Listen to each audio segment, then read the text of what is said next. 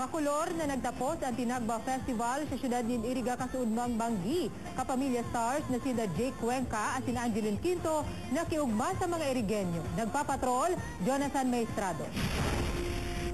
Aldaw rin pasasalamat sa Diyos asin kay Our Lady of Lourdes. Ini ang Tinagba Festival o atang rin pasasalamat kan mga Irigenyo.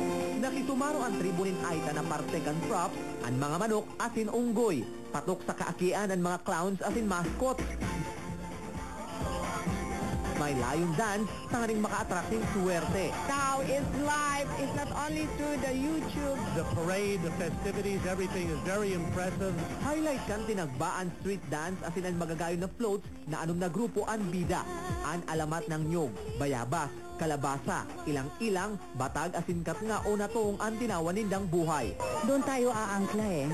Kung walang kultura, walang turismo. Ng Pilipinas, punong-puno ng kultura na kailangan ma-explore lang at kailangan nilang puntahan. Kasama na dyan ang Iriga City. Ngunya na taon, ang kapamilya stars na sinda Jake Cuenca asin Angeline Quinto ang nakiugma sa Tinagba. Pagkabanggi, nagliwanag ang float sa Pantilusion Parade. Big winners sa street dance asin float ang alamat ng ilang-ilang.